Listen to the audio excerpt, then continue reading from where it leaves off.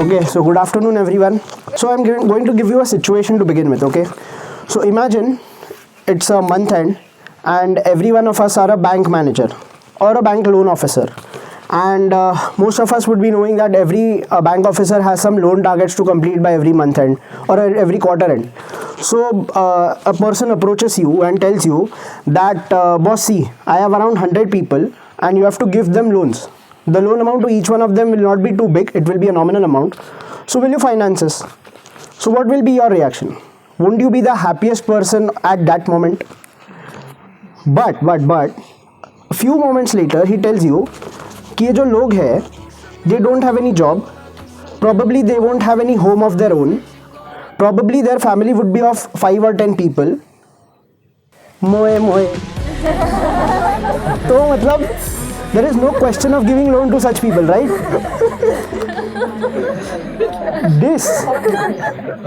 This was the exact situation which happened in 1976 when Dr. Muhammad Yunus, the author of the book Banker to the Poor, went to the Janata Bank, which is the second largest bank of Bangladesh. So Dr. Muhammad Yunus, the name itself is so big.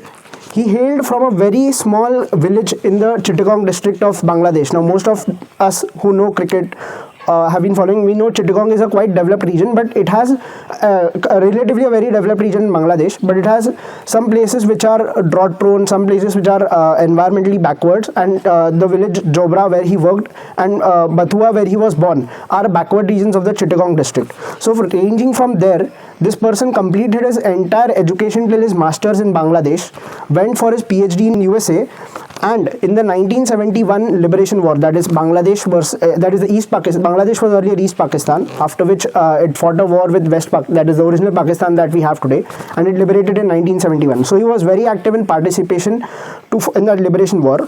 So after that, he came to Bangladesh, he was invited to Bangladesh, and he became a part of the planning commission. When you are at such an important position, what would you do? You have the country is just born right now, and you have a very active role to play in it. But this person saw in just 1 year that this planning commission is doing nothing. So he comes, he gives a resignation and returns to a university to teach the students about economics and about the experiences that he has. But again, what has happened in universities, he is teaching the university students, but the students are unaware about the activities going outside the university. Right now we are sitting beside the Patanjali Hall. We are seeing a lot of greenery here. Outside the the Chittagong University in Jobra, the land was lying barren. There were no trees. And in such a situation in 1974, Bangladesh was facing famine. People didn't have food to eat. What would have been your ideal reaction? You would have somehow tried to make that barren land cultivable, somehow tried to give contribution to increase the food production, but none of the students saw this. So at that point, Dr. Muhammad Yunus reflects that all the learning which is given in the classroom, but the learning which actually happens is outside the classroom. And he decided to take his movement outside the classroom, and he decided to take the students outside the classroom to make them aware of the real world. Now yesterday when we spoke about search, what we learned was think globally, act locally, and impact globally, right? So he did the exact same thing. He thought global, he acted locally, and the impact was global. In what way? We learn it right now. So what happened? He found a resolution to solve the agrarian crisis, which you will know while you read the book. He observed that through that method, those who had lands or those who had the sources benefited out of it. But what about those who didn't have the lands or didn't have the sources? What could they do? And he realized that he has to work for them. He found a drive for him being a social change maker. And from there, lifting that problem of Jobra, he found out that people just needed a push. They had the intentions, they had something, they had the spark, they just didn't have the facilities. And he decided that we have to somehow give them money. Now when we speak of money lending, what do you think? Such people, those who don't have facilities, from where would they be taking the loans? Local money lenders. Can you expect the rate of interest which the people paid at that time? 15% per annum. Okay, so the reality was people used to pay 10% per week of interest.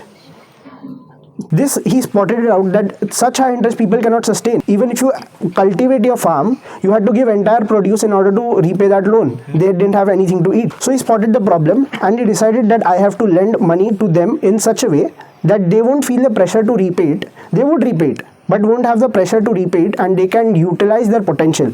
And what resulted out of it is Grameen Bank. So what is the concept of Grameen Bank? सबने खाना खाया, खाना खा के क्या आया? क्यों हम खाना क्यों खाते हैं? Energy, right? We get the force, we get the power. And right now, how our democratic values are deteriorating. We are being offered what for getting votes? Money, or in other terms, we are being offered reveries, aren't we? So what does the government do? They give us 80 million. We have 80 million people under the rationing scheme, and government छाती पीट के बोलता है कि भाई हमने 80 million लोगों को रेशनिंग स्कीम में इंक्लूड किया. Is it a thing to be proud of? No, it is a one-time solution. Dr. Yunus says in his statement that poverty is like a wall around the people. What Grameen Bank does is not feeding them to just sustain every day in that wall. What Grameen Bank does is to empower them, give them the power to break that walls and come out. That is the power of Grameen Bank, which Dr. Yunus believed in, and from the last 40 odd years Grameen Bank has been doing that. So how exactly would you think that Grameen Bank would sustain?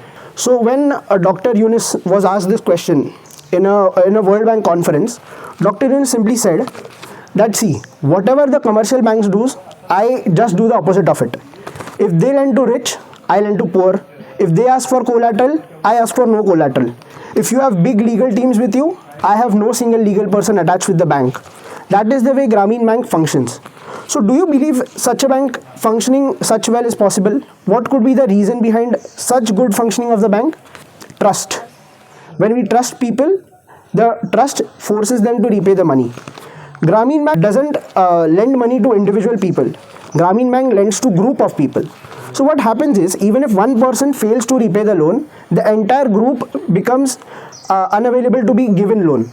So the entire group suffers. So under that group pressure or peer pressure, the person who is not able to repay the loan also tends to repay it. Or else, if he has some problem, the entire group comes together to resolve the problem. Second thing is loan restructuring. So it is basically, the thing is that if you are unable to pay a loan, give him another loan so that he can pay that loan, and the person becomes eligible to go for another loan. So it's basically loan ko फेडने के लिए loan दे दिया. So this is also called evergreening of loan in banking terms. But what this facility is now given to those people who have the money and who have failed to repay the loan, and few of them have also gone across the nations and still are given money. But what Mohammed Yunus did through Grameen Bank was, he introduced loan structuring for the poor people. So a person may take a loan for agriculture, and what may happen is too much of rainfall or drought, his crop would fail. But Dr. Yunus told him that you don't worry, we'll again refinance you. You take your crop for the next season, and you just repay half of the loan, and in the very next season you pay the remaining half of the loan. So he gave people the hope to sustain and the hope to fight back, and this hope made people believe in Grameen Bank. Another thing which Dr. Yunus, as I told before, did was, there was no legal team to keep a follow-up of those people who didn't repay the loan. So they were feeling quite relieved that we have no gundas appearing at our door, knocking at 12 o'clock and just ambushing our houses and doing whatnot, like they do in today. They believed, they had a trust in every employee of the Grameen Bank that no, if I fail, this employee can believe me, believe in my story, and I can have the time to repay. Another very important thing was that Grameen Bank does, it has the highest number of women depositors. So Grameen Bank has around 90% of the depositors and borrowers are women. We spoke of women empowerment yesterday, which was not direct but indirect at Search. In the similar way, the purpose of Grameen Bank was not women empowerment, but giving loans to women or giving loans through women has led to women empowerment and poverty eradication, right? Another important thing which happened is, the Central Bank of Bangladesh once sent a letter to Dr. Yunus, and it stated that isn't it unusual to have such a high number of women depositors or borrowers with you? Can you please answer us, why do you have such a high number? The biggest learning of this book came to me from this anecdote. It is that if you have to change the system, you have to fight the system. Dr. Yunus replied to the central bank saying that, I'll just request you one thing. You send this letter to each and every commercial bank of Bangladesh and ask them that why do they have such a high percentage of male depositors. If they disclose that why they have such a high number of male depositors, the very next day I'm ready to answer why do I have this number of women depositors. Yesterday we all were thinking that what we can do in case of cheating or if we see corruption right in front of us. This is the answer to it. We just have to take the questions to the system, fight against the system and answer it. Another learning which I had from this book, constant will to improve. So yesterday we spoke growing deep and growing across, right? So there are two ways to go deep. One is like a nail, we go straight in the ground. Other is like a drill, we go round and round and round and we reach it. So what Dr. Yunus adopted is not only poverty eradication, he went for areas around it, like malnutrition is accompanying poverty nutrition. So he tied up with a French company Danone, you must be knowing about it, and introduced a fortified yogurt which tried to solve most of the malnutrition problems of the people of Bangladesh. He went to support fishing, he went to support housing, he went to support telecommunication improvement in Bangladesh, and through this network he aimed at poverty eradication. And I missed a point while speaking about women. So do you think introducing banking to women would have been easy in a country like Bangladesh? Never.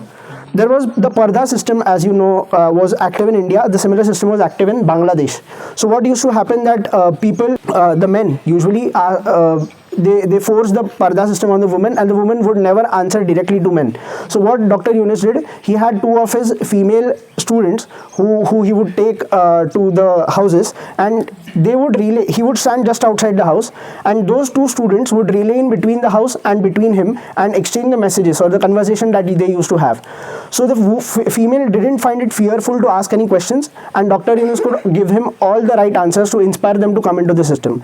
And gradually this made it possible that women collectively used to approach Dr. Yunus directly after some period of time, directly to solve all their queries, right from poverty to other many social issues. So Dr. Yunus has enabled this entire ecosystem just by working on one point of poverty. To conclude, I would like to quote one of his, this is not like a quote in his book, but he has used a very good statement, which I think so is at the core of Grameen Bank, behind the formation of Grameen Bank. Each of us has more hidden inside us than we have had a chance to explore. Unless we create an environment that enables us to discover the limits of our potential, we will never know what we have inside of us. So the message of the book is discover what is within you, discover what you have to give to the outside world, act on it, and just accomplish the things. That's it. Thank you.